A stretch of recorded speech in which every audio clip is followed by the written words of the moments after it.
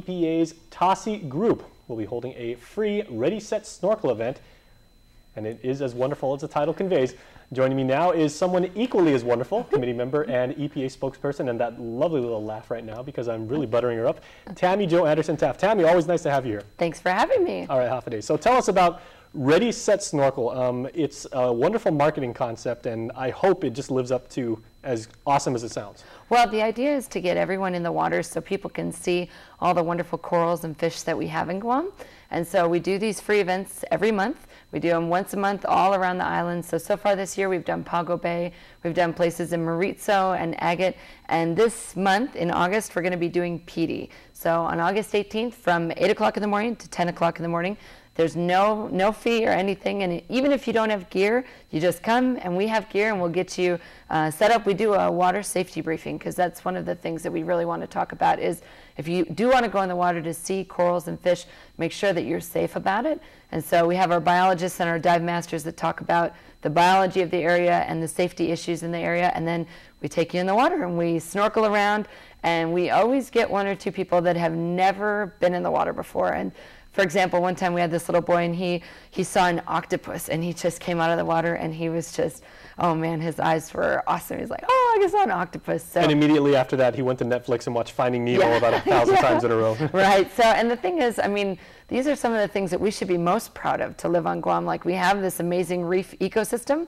and we want to make sure that everybody knows what it looks like. And so coral is something that you can really only see by getting in the water. And we understand that, you know, if you're not a good swimmer, if maybe your family doesn't go in the water a lot, it can be kind of frightening. And so that's why we have all of the dive masters, and we always have extra people. Sometimes we get people from the Navy that are divers to come help too and just take you around and make sure that it's safe, and it's always really fun. And so I would really recommend you should come with us. I would like to. Now, well, on that note, we have been working with you personally for many, many years, all the way back to your time when you were at Underwater World. And, you know, it's always been a life's mission of yours to advocate education about our just incredible surroundings that we have here, especially when it comes to marine life, but also now in your role at the EPA is also learning how to appreciate what we have and then also preserve those and everything like that. So it's not just looking and saying, hey, these are really cool coral and everything, but also learning this is why these creatures, and people need to understand that they are life forms, are important, and here's how you can make sure that they stay with us. Exactly, and we have so many different types of ecosystems here. I mean, we've got limestone forest, we've got badland areas, and we've got coral reefs. And one of the things that we do talk about is what are things that happen on land in the watersheds that can affect our coral reefs, because there are things like non-point source pollution that can have a large effect. And we always talk about, you know, when you're snorkeling, if you get tired, where to stand, don't stand on coral, find some sand to stand on. And if you're lucky, we'll even teach your kids a song about coral so they can remember the parts of a coral. So that's always really fun. Now that's a promise, I hope. Yeah, no, I'll teach you. If you come, I will teach you the coral song. Now maybe as an added, you know, incentive, maybe some people are watching right now and they're on the fence and they're like, you know, I don't know if I want to go out there because, you know, weekends are kind of busy. Sure. What should people know about exactly how important coral is collectively and everything to the marine environment, and without it, what would happen, and how different would our marine environment be? Well, not just our marine environment, but our whole island lifestyle would be very different.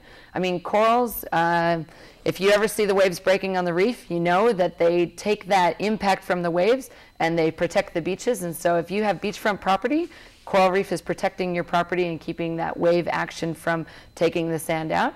And also, I mean, if tourism is our #1 economy, people come here to see Guam's beautiful coral reefs. We're very close to the, you know, diversity triangle, and we have a lot more corals and a lot more different types of fish than Hawaii or any place in the mainland. And so people definitely come here to see those things, and they're amazing. And there's not many places in the world where you can get in the water and it's bathtub, you know, temperature, and you can see these amazing things.